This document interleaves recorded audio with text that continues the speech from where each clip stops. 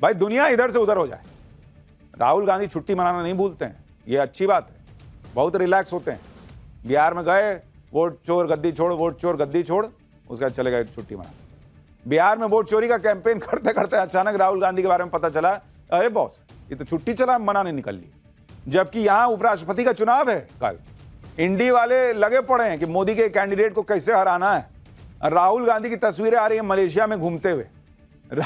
राहुल गांधी की छुट्टी पर क्या बवाल हो गया है ये आपको आगे बताऊंगा, लेकिन पहले ये देख लीजिए कि राहुल गांधी तो छुट्टी मनाने चले गए, इधर पीएम मोदी ने कैसे देश का पैसा लूटने वालों की छुट्टी कर देने का धमाका कर दिया। पीएम मोदी अंदर ही अंदर चुपचाप एक बड़ा काम कर रहे हैं, जिसके बारे में आज आपको बताऊंगा। यह भी दिखाऊंगा कि जिस वक्त राहुल गांधी विदेश में है उस वक्त नरेंद्र मोदी क्या कर रहे हैं और देश में सियासी हलचल कैसे बढ़ गई। उपराष्ट्रपति पद के लिए कल चुनाव होना है। राहुल गांधी जो हर बात को पीएम मोदी से जोड़ देते हैं वो गायब हैं। इधर कांग्रेस एक के बाद एक सेल्फ गोल करते जा रही है। कांग्रेस अध्यक्ष खड़गे पर किसानों के अपमान का आरोप लग गया है। बिहार में कांग्रेस सांसद के फ्लड टूरिज्म पर बवाल मचा हुआ है। दूसरी तरफ इंडी गठबंधन के उपराष्ट्रपति कैंडिडेट बी सुदर्शन रेड्डी ने ऐसा काम कर दिया जिस पर अलग हंगामा मचा हुआ है। कुल मिलाकर भयंकर सियासी हलचल है। उसके बारे में एक एक अपडेट आपको देश में जो पॉलिटिक्स चल रही है बताऊंगा। आप देखिए कि पीएम मोदी और राहुल गांधी में कितना फर्क है। पिछले एक हफ्ते से अब तक पीएम मोदी 8 बार सार्वजनिक कार्यक्रमों में दिखाई दिए।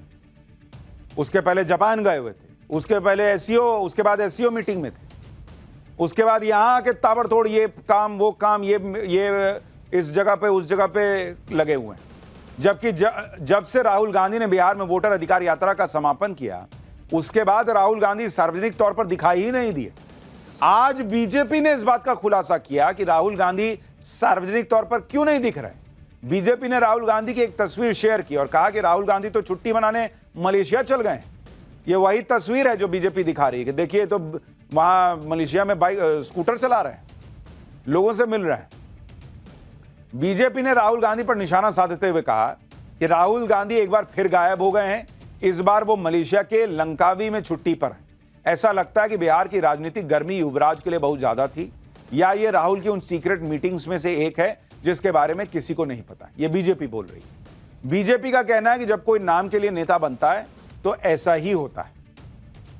दूसरी तरफ आप देखिए कि पीएम मोदी किस तरह के मिशन मोड में काम कर रहे हैं। जहां राहुल गांधी पब्लिकली दिख नहीं रहे, छुट्टी मनाने चले गए, वहीं पीएम मोदी एक के बाद एक धमाके कर रहे हैं जिसकी गूंज भारत से लेकर पूरी दुनिया में सुनाई दे रही है। 1 सितंबर एससीओ मीटिंग के बाद भारत लौटे। 2 सितंबर सेमिकॉन इंडिया 2025 में पहुंच गए, सेमीकंडक्टर वाला जो प्रोग्राम हो रहा था। 2 सितंबर को बिहार जीविका निधि संघ लिमिटेड का शुभारंभ कर दिया। 3 सितंबर को फिर सेमिकॉन इंडिया 2025 के सीईओ राउंड टेबल के हिस्सा बनने के लिए पहुंच गए। फिर 3 सितंबर को जर्मनी के विदेश मंत्री से मिले। 4 सितंबर को सिंगापुर के प्रधानमंत्री आए हुए थे, उनसे बोले कि आइए बैठिए हम लोग बात करते हैं। फिर 4 सितंबर को ही राष्ट्रीय पुरस्कार पाने वाले शिक्षकों से उन्होंने मुलाकात की। 7 सितंबर को सांसदों की वर्कशॉप में पहुंच गए। यानी पीएम मोदी काम करने की जो उनकी स्पीड है, देश की तरक्की का जो वो विजन लेकर चल रहे हैं कि भाई इसमें छुट्टी का स्कोप नहीं है मेरे लिए, जियो पॉलिटिक्स और देश के अंदर की राजनीति सब एक साथ लेके चल रहा है। आप ये तस्वीर भी देखिए, बीजेपी के वर्कशॉप की तस्वीर। इसमें पीएम मोदी सबसे लास्ट रो में जाकर बैठ गए। पीएम मोदी एक आम सांसद की तरह वर्कशॉप में शामिल हुए। ये नहीं जैसे अपने यहां कई बड़े बड़े क्रिकेटर रणजी नहीं खेलते हैं कि भाई मैं बड़ा क्रिकेटर हूं, मैं रणजी खेलूंगा। नरेंद्र मोदी बीजेपी की वर्कशॉप थी तो पहुंच गए। ये नहीं कि मैं पीएम बन गया अब मैं वर्कशॉप में जाऊंगा। और सबसे पीछे बैठे जाके प्रधानमंत्री मोदी कल पंजाब भी जाने वाले हैं। पंजाब में भयंकर बाढ़ आई हुई है जिससे पूरा राज्य प्रभावित है। पंजाब के सीएम भगवंत मान ने केंद्र सरकार से राहत पैकेज की डिमांड भी की है। कल पीएम मोदी बाढ़ प्रभावित राज्यों का हवाई सर्वेक्षण करेंगे। पंजाब में बाढ़ से सबसे ज्यादा प्रभावित गुरदासपुर जिले का पीएम मोदी हवाई सर्वेक्षण करने वाले हैं। फिर हिमाचल प्रदेश के चंबा, मंडी और कुल्लू जिलों का हवाई सर्वेक्षण करेंगे। पीएम मोदी जम्मू कश्मीर के बाढ़ प्रभावित जिलों का भी सर्वेक्षण कर सकते हैं, ऐसा कहा जा रहा है। पंजाब सरकार केंद्र सरकार से 20,000 करोड़ के राहत पैकेज की मांग कर रही है। कल पीएम मोदी के दौरे के बाद राहत पैकेज पर ऐलान हो सकता है।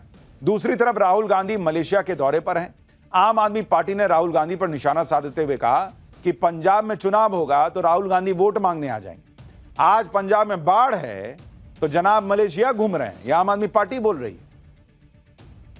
जब देश के अलग अलग राज्यों में बाढ़ और बारिश से तबाही है तो राहुल गांधी विदेश में छुट्टी मना रहे हैं और इधर कांग्रेस के नेता एक के बाद एक सेल्फ गोल कर रहे हैं। कटिहार से कांग्रेस सांसद तारिक अनवर को देख लीजिए, जो बाढ़ प्रभावित इलाके का दौरा करने के लिए गए थे, लेकिन रास्ते में कीचड़ था और कीचड़ से बचने के लिए तारिक अनवर 2 लोगों की गोद में चढ़ गए कि भाई मेरे को उठा के ले चल। 2 लोगों ने तारिक अनवर को उठा लिया, कंधे पे, पीठ पे। अब बाढ़ से हुए नुकसान के बारे में बताते ले जाने के, देखिए ना इधर ये हुआ वो हुआ। ये तस्वीरें वायरल हो गई। बीजेपी कह रही है कि यही कांग्रेस का कल्चर है। उधर कांग्रेस अध्यक्ष मल्लिकार्जुन खड़गे पर तो किसानों के अपमान का आरोप लग रहा है। मल्लिकार्जुन खड़गे अपने घर पर प्रेस कॉन्फ्रेंस कर रहे थे, एक किसान आया हुआ था तो उसकी फसल बर्बाद हो गई। खड़गे ने किसान से कह दिया कि पब्लिसिटी के लिए यहां मत आओ, जाओ मोदी शाह से जाकर पूछो। देखिए क्या हुआ वहां। ನೋಡಪ್ಪ ನೀ ಎಷ್ಟು ಎಕರೆ ಬಿತ್ತಿದ್ದಿ? 4 ಎಕರೆ. ನಂದು 40 ಎಕರೆ. ನಂದು ಇದಕ್ಕಿಂತ ವರ್ಷ ಆಗಿದೆ. ನನಗೆ ನೀ ಹೇಳ್ಬೋದು ಅದೇನು 6 ಆಡದವಳು ಮುಂದೆ 3 ಆಡದವಳು ಮುಂದೆ ಕೇಳ್ತೀವಿ. ಆಯ್ತು, ಗೊತ್ತದ. ಪಬ್ಲಿಸಿಟಿ ಮಾಡ್ಕೊಳಕ್ ಬರಬೇಡ. ನನಗೆ ಇದ್ರ ಬಗ್ಗೆ ಗೊತ್ತದ. ಹೆಸರು ಹೋಗ್ಯದ, ಉದ್ದು ಹೋಗ್ಯದ, ತೊಗರಿ ಹೋಗ್ಯದ. ನೀ ಏನು ಸಸ್ಟೈನ್ ಮಾಡ್ಕೊಳ್ಬೋದು, ನಮಗೆ ಸಸ್ಟೈನ್ ಆಗಲ್ಲ. ಇಷ್ಟಿಷ್ಟು ಏರಿಯಾದಾಗ ಬಿತ್ತು. मोदी शाह केल पकड़ी। विपक्ष अपनी राजनीति के चक्कर में खुद को एक्सपोज कर रहा है। उधर नरेंद्र मोदी क्या कर रहे हैं वो भी आपको दिखाता हूं। राहुल गांधी तो छुट्टी मना रहे हैं, आपने देख लिया, लेकिन नरेंद्र मोदी उन लोगों की छुट्टी करने का प्लान बना रहे हैं जो लोग देश का पैसा लूटकर विदेश भागे हुए। विजय माल्या हो या नीरव मोदी या मेहुल चोकसी, इन जैसे भगोड़ों को वापस भारत लाने के लिए मोदी सरकार लगातार कोशिश कर रही है। और अब ऐसा लग रहा है कि इन भगोड़ों को जल्दी ही भारत लाया जा सकेगा, क्योंकि ब्रिटेन की जो प्रोसिक्यूशन टीम के अधिकारियों ने तिहाड़ जेल का दौरा किया था, 5 लोगों की इस टीम में ब्रिटिश हाई कमीशन के 2 अधिकारी भी शामिल थे। अधिकारियों ने तिहाड़ में हाई सिक्योरिटी सेल का दौरा किया, कैदियों से बात की। ब्रिटिश टीम तिहाड़ जेल की स्थिति और सुविधाओं से काफी संतुष्ट दिखी। विजय माल्या, नीरव मोदी के प्रत्यर्पण के लिए यह दौरा काफी महत्वपूर्ण माना जा रहा है, क्योंकि भाई उनको यहीं तिहाड़ में रखना है। तो लोग देखने आए प्रत्यर्पण के पहले कि भाई ठीक से रखोगे ना, ऐसा तो नहीं, क्योंकि वहां इनके वकील कह रहे हैं कि भाई एकदम हम बचेंगे नहीं अगर इंडिया गए तिहाड़ में। तो इंडिया ने कहा कि अरे एकदम बढ़िया रखेंगे, पूरा आओ भगत करेंगे भाई। हमारे यहाँ तिहाड़ में बड़े बड़े नेता केजरीवाल सब रहे हैं, इसमें क्या है, बढ़िया व्यवस्था है तिहाड़ में। तो ये आए, इनकी टीम आई देखने के लिए कि कैसा है इसके लिए विजय माल्या के लिए, नीरव मोदी के लिए व्यवस्था। तो कहा जा रहा है कि खुश होकर गए कि हाँ ठीक लग रहा है। अगर सब कुछ ठीक रहा तो विजय माल्या, नीरव मोदी जैसे भगोड़े जल्दी ही भारत लाए जा सकते हैं।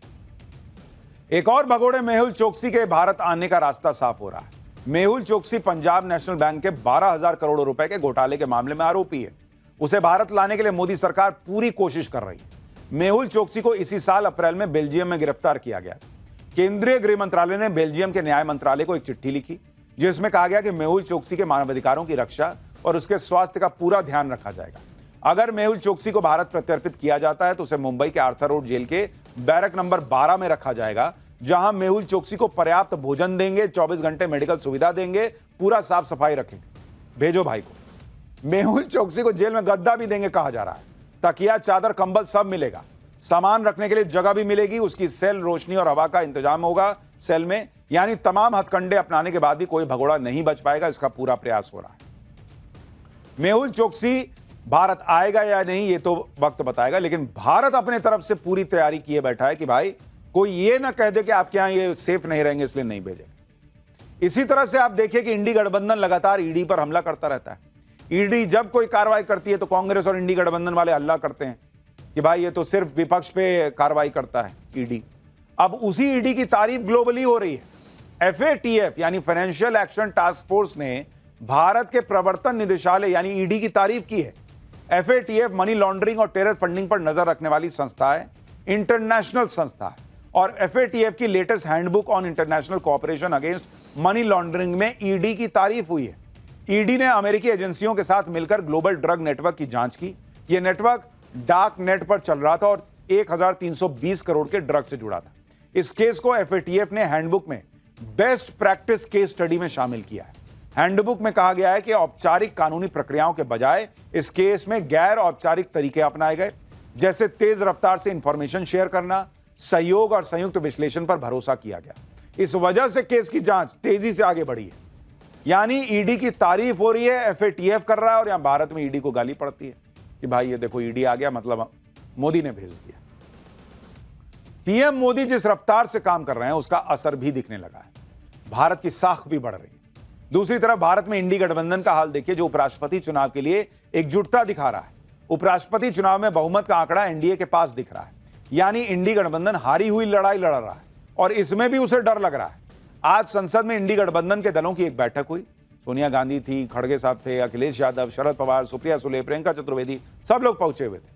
बैठक में इंडी गठबंधन के सभी सांसदों को उपराष्ट्रपति चुनाव में वोटिंग के बारे में जानकारी दी गई। मॉक पोल सेशन में सभी को वोटिंग की प्रक्रिया समझाई गई, जिससे किसी भी तरह की गलती की गुंजाइश न रहे। इंडी गठबंधन की इस बैठक के बाद लोग चर्चा कर रहे हैं कि इंडी गठबंधन को अपने ही सांसदों पर भरोसा नहीं है कि उनके सांसद किसे वोट देंगे, कहीं क्रॉस वोटिंग ना हो जाए।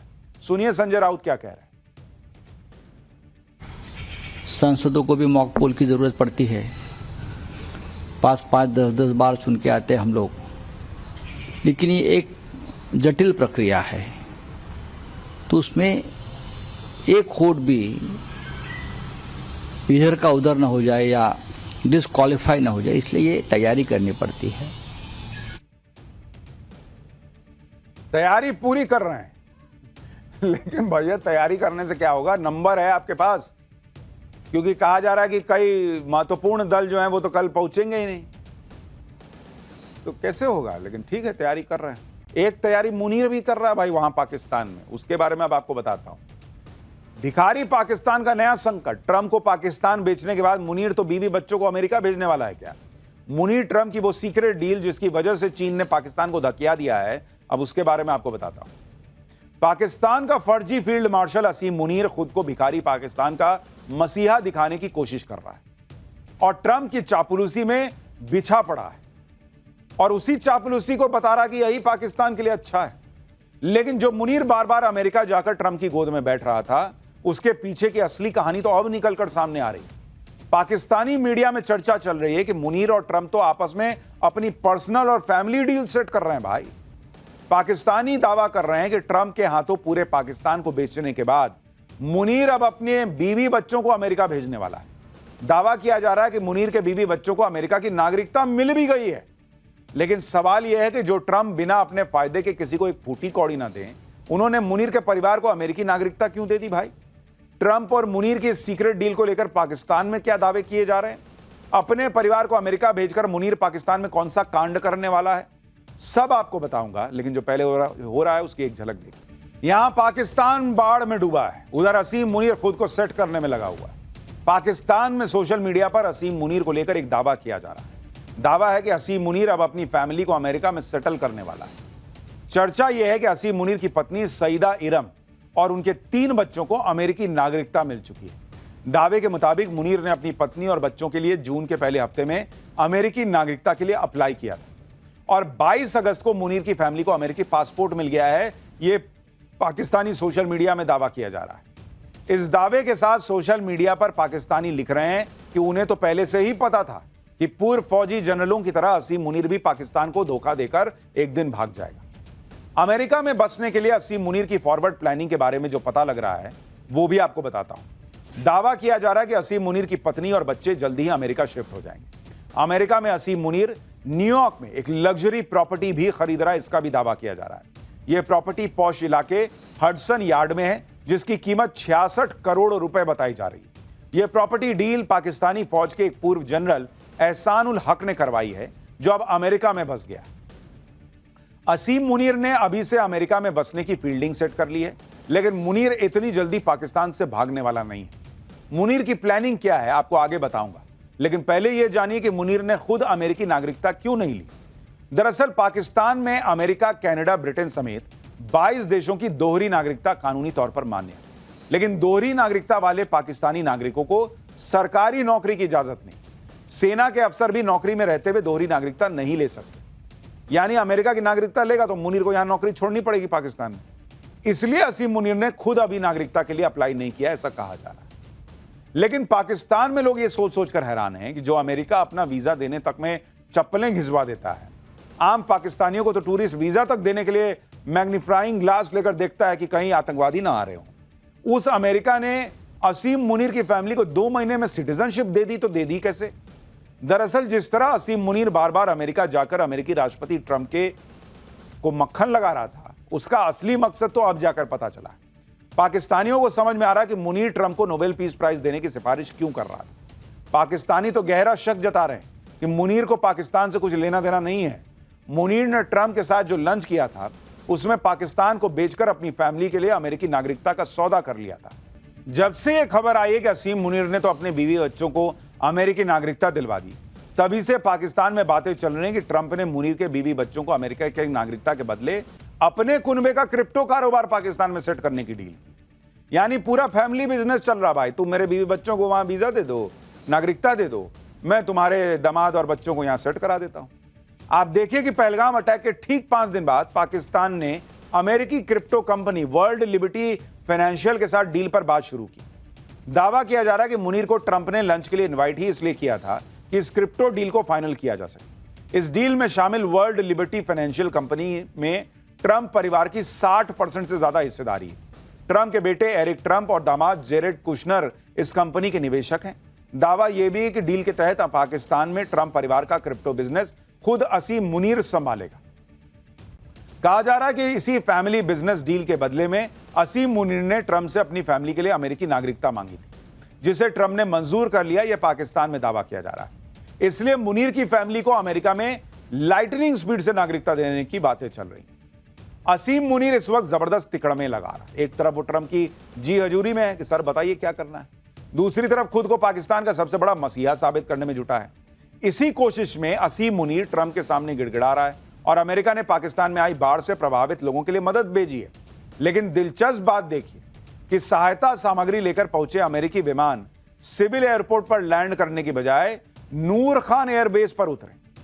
अमेरिका से राहत सामग्री को लेकर खुद अमेरिकी जनरल पहुंचे थे और राहत सामग्री को रिसीव करने के लिए पाकिस्तानी फौज का नंबर 2 ऑफिसर सैयद आमर रजा मौजूद था।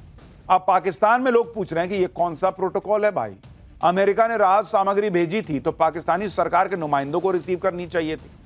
खबर तो यह भी है कि मुनीर की वजह से ही शहबाज शरीफ चीन के आगे हाथ फैलाते रह गए कि बाढ़ पीड़ितों की मदद के लिए भीख दे दो, लेकिन चीन ने ज्यादा मदद नहीं की। जिसके बाद असीम मुनीर की पर्सनल रिक्वेस्ट पर ट्रंप ने यह मदद भेजी ताकि मुनीर यह कह पाए कि देखो, उसके कहने पर ट्रंप ने तुरंत पाकिस्तान में मदद भेज दी। ट्रंप अगर मुनीर को अपने सिर पर बैठा रहे हैं तो यह कोई नई बात नहीं। इतिहास गवाह है कि अमेरिका ने पाकिस्तान के सैन्य तानाशाहों को हमेशा अपने सिर पर बैठाया है। साल 1961 में पाकिस्तान के सैन्य तानाशाह अयूब खान को अमेरिकी राष्ट्रपति जॉन एफ कैनेडी ने डिनर पर इनवाइट किया।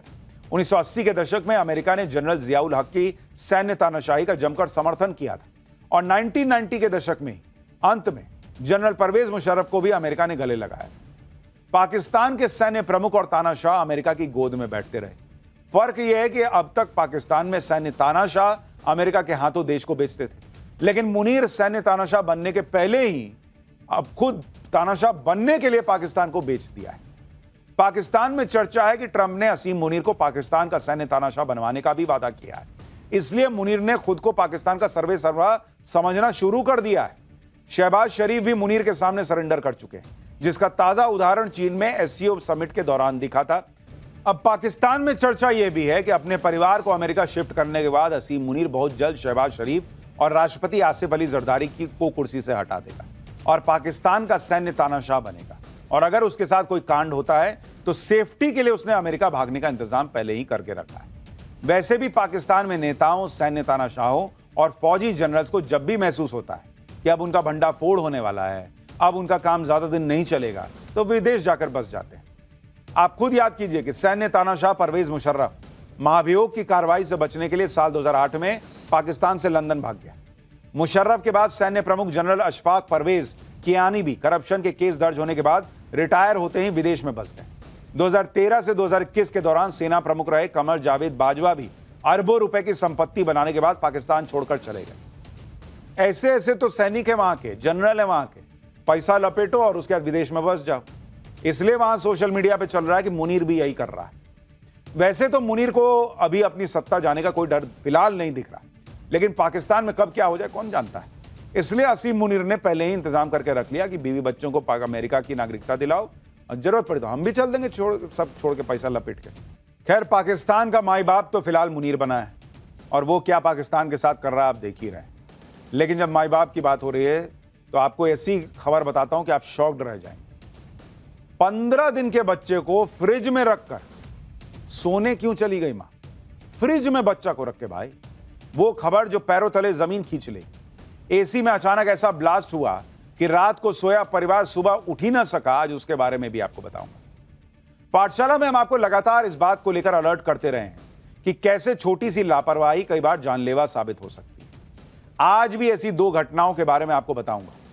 पहली झकझोर देने वाली घटना यूपी के मुरादाबाद की है, जहां एक मां अपने 15 दिन के बच्चे को फ्रिज में रखकर आराम से सोने चली गई। दूसरी घटना दिल्ली के पास फरीदाबाद की है, जहां रात को सो रहा परिवार अगली सुबह उठ ही नहीं पाया।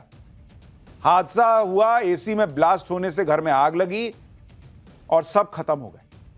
आज पाठशाला में पूरे विस्तार से आपको दोनों खबरें बताऊंगा। एक मां ने आखिर क्यों अपने नवजात को फ्रिज में रख दिया, क्यों इस घटना को लेकर हर मां बाप परिवार को अलर्ट हो जाना चाहिए, फरीदाबाद में एसी में हुए ब्लास्ट ने कैसे पूरा परिवार बर्बाद कर दिया, इसके बारे में आगे बताऊंगा। लेकिन पहले उस घटना की बात करता हूं जो उन सभी परिवारों को सावधान करने वाली है जहां कोई महिला प्रेग्नेंट है या फिर कुछ ही समय पहले मां बनी। यह घटना यूपी के मुरादाबाद की है, जहां एक महिला ने अपने नवजात को फ्रिज में रख दिया और इतना ही नहीं, बच्चे को फ्रिज में रखने के बाद कमरे में जाकर सो गई। पहले इस झकझोर देने वाली घटना की पूरी टाइमलाइन जान लीजिए, फिर बताऊंगा कि ऐसा क्यों हुआ। और इसको अनदेखा करना बच्चे को जन्म देने वाली मां ही नहीं बल्कि उसके बच्चे और परिवार के दूसरे सदस्यों के लिए भी जानलेवा साबित हो सकता है। दरअसल ये 23 साल की महिला अपने पति और सास ससुर के साथ रहती है। अगस्त में मां बनी ये महिला अपने 15 दिन के बच्चे को फ्रिज में लिटाकर सोने चली गई। फ्रिज में जब बच्चे को ठंड लगी तो बच्चा जोर जोर से रोने लगा। बच्चे की रोने की आवाज सुनकर जो दादी दूसरे कमरे में सोई थी वो आई कि बच्चा कहां रो रहा है भाई। तो लगा कि तो फ्रिज से आवाज आ रही है। रोने की आवाज के सहारे किचन तक पहुंची वो। दादी ने जब फ्रिज खोला तो भाई वो कांप गई। बच्चे को देखा कि फ्रिज में है बच्चा। बच्चे को तुरंत बाहर निकाला, आनंद फानम लेकर डॉक्टर के पास गए। बच्चे की जान बच गई। इसके बाद जब परिवार वालों ने बच्चे की मां से पूछा कि बच्चा फ्रिज तक कैसे पहुंचा, तो उसने बताया कि सो नहीं रहा था इसलिए फ्रिज में रख दिया। अब लापरवाही कहें या जानकारी का अभाव या फिर अंधविश्वास, इतना सब होने के बावजूद परिवार वाले ये मानते रहे कि महिला पर भूत प्रेत का साया है। परिवार वाले उस महिला को तांत्रिक के पास लेकर गए, झाड़ फूंक करवाई, लेकिन कोई फर्क नहीं पड़ा।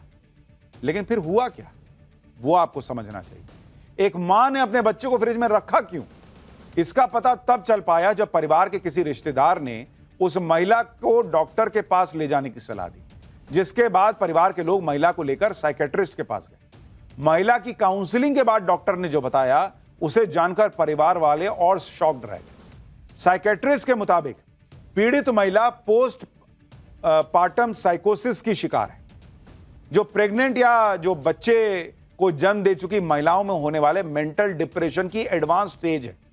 प्रेगनेंसी के दौरान या बच्चे को जन्म देने के बाद कई महिलाएं इस डिप्रेशन से गुजरती हैं, लेकिन जानकारी नहीं होने की वजह से लोग इसे सीरियसली नहीं लेते। डॉक्टर के मुताबिक मुरादाबाद की महिला भी बच्चे के जन्म के बाद पोस्टपार्टम साइकोसिस से पीड़ित हो गई, लेकिन घर वालों को उसकी इस बीमारी के बारे में पता ही नहीं चला।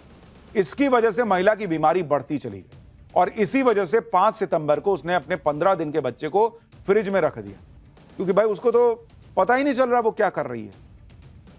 फिलहाल इस महिला को इलाज के लिए अस्पताल में भर्ती करवाया गया है। उसकी बीमारी कितनी खतरनाक साबित हो सकती है, इस पर एक साइकेट्रिस्ट को सुनिए एक बार। तो पोस्टपार्टम साइकोसिस बोलते हैं। बच्चा होने के बाद इस तरीके की सिम्टम्स आ जाते हैं। करीबन 5% लेडीज में इस तरीके के सिम्टम्स होते हैं, जैसे पोस्टपार्टम ब्लूज पाया जाता है, जिसमें डिप्रेशन होता है, और इससे सीवियर चीज हो जाती है पोस्टपार्टम साइकोसिस। इसमें जो परेशानी रहती है, इसमें ये सीवियर फॉर्म रहती है। इसमें शक और वहम होने लगता है कि ये मेरे बारे में कोई बातें कर रहा है, मेरे बारे में कुछ मुझे मारेंगे। ये शक वहम, ये इतनी सीरियस कंडीशन होती है कि पेशेंट अपने आप को भी मार सकता है, अपने बच्चे को भी मार सकता है और किसी पे भी अटैक कर सकता है। अब यह समझना भी जरूरी है कि कोई महिला प्रेगनेंसी के दौरान या बच्चे को जन्म देने के बाद पोस्टपार्टम डिप्रेशन का शिकार होती क्यों। प्रेगनेंसी और बच्चे के जन्म के बाद शरीर में होने वाले हार्मोनल चेंज, नींद की कमी और तनाव इसकी सबसे बड़ी वजह है। कॉमन कंडीशन में 5 में से 1 महिला पोस्टपार्टम डिप्रेशन का शिकार होती है। चिड़चिड़ापन होना, किसी से बात नहीं करना, अचानक मूड स्विंग होना, बहुत ज्यादा गुस्सा आना इस बीमारी के लक्षण है। इससे पीड़ित महिलाएं किसी भी काम में फोकस नहीं कर पाती, बिना वजह बार बार रोना आता है और अपने बच्चे से उनका लगाव भी नहीं हो पाता। पीड़ित महिलाएं बिना वजह हर किसी पर शक करने लगती हैं, उन्हें हर किसी से खतरा महसूस होने लगता है। और मुरादाबाद वाली घटना में भी साइकेट्रिस्ट ने पीड़ित महिला की काउंसलिंग के बाद बताया कि उसने भी बच्चे की रोने की आवाज को अपने खिलाफ हो रही साजिश मान लिया था, इसलिए उसने ऐसा कर दिया। अब यह भी देखिए कि बच्चे पैदा करने वाली मां के जिन सिम्टम्स की परिवार के लोग अनदेखी करते हैं, वो पोस्टमार्टम साइकोसिस के लिए कितने बड़े खतरे की घंटी है। एक रिपोर्ट के मुताबिक पूरी दुनिया में करीब 10% प्रेग्नेंट महिलाएं और 13% वो महिलाएं बच्चे को जन्म देने के बाद मेंटल डिसऑर्डर का शिकार होती हैं। इसकी शुरुआत डिप्रेशन से होती है और फिर यह सीवियर पोस्टमार्टम साइकोसिस तक पहुंच जाता है। विकासशील देशों में इसकी दर और ज्यादा है। ऐसे देशों में करीब 16% प्रेग्नेंट महिलाएं और करीब 20% वो महिलाएं जिन्होंने बच्चे को जन्म दिया है इसका शिकार होती हैं। भारत में तो करीब 22% महिलाएं इसका शिकार होती हैं और कई मामलों में जानकारी नहीं होने की वजह से इस बीमारी का पता नहीं चल पाता, जैसा कि मुरादाबाद वाली घटना में हुआ। और इसलिए हमें लगा कि पाठशाला में आपको यह बताना चाहिए कि आपको कोई ऐसी घटना दिखे तो ये मत सोचिए कि कोई तंत्र मंत्र कर दिया है या ये हो गया वो हो गया। भाई ये हो सकता है, किसी को भी ये समझना होगा। जिस पोस्टमार्टम साइकोसिस की वजह से मुरादाबाद में एक मां ने अपने नवजात को फ्रिज में रख दिया, उसका शिकार बॉलीवुड की कई एक्ट्रेस हो चुकी हैं। इन एक्ट्रेस का इस बीमारी को लेकर क्या कहना है ये भी आप देखिए। ईशा देओल, उन्होंने कहा था कि दूसरी प्रेगनेंसी के बाद अचानक रोने लगती थी, बहुत अजीब लगता था, छोटी छोटी बातों पर चिड़चिड़ाने और चिल्लाने लगती थी। मंदिरा बेदी बच्चे को जन्म देने के बाद उससे जुड़ाव महसूस नहीं कर पा रही थी, बस रोती रहती थी और अपने शरीर को लेकर अच्छा महसूस नहीं करती थी। सुहा अली खान ने कहा था कि बेटी को रोता देखकर रोने का मन करता था, लगता था कैद हो गई हूं, सब पार्टी कर रहे हैं और मैं कुछ नहीं कर पा रही। शिल्पा शेट्टी, पहली बार मां बनने के बाद एक बार लगा कि ब्रेस्ट फीडिंग करवाना काफी थका देने वाला होता है। नेहा धूपिया, बेबी होने के बाद उसका ख्याल रखने से लेकर उसकी जरूरतों तक सब कुछ देखने में मां ही सबसे ज्यादा नेग्लेक्टेड इंसान बन जाती है। यानी बड़े बड़े एक्टर एक्ट्रेसेस वो भी इसका शिकार जो है वो होते हैं, एक्ट्रेसेस शिकार होती हैं, ये सामने आ चुका है। और पुरुष भी इसका शिकार हो जाते हैं। एक नई रिसर्च के मुताबिक पिता बनने वाले 10 में से एक शख्स को मॉडरेट से लेकर सीवियर पोस्टमार्टम डिप्रेशन होता है। रिसर्च के मुताबिक पिता बनने के दौरान एक पुरुष में भी हार्मोनल और साइकोलॉजिकल बदलाव आते हैं। अचानक मूड स्विंग होना, नींद नहीं आना इसके लक्षण हो सकते हैं। यानी पुरुषों में भी ये हो सकता है। अब आपको एक और आपसे ही जुड़ी बड़ी खबर बताता हूं। For more of such videos, do like, share and subscribe to ET Now Swadesh.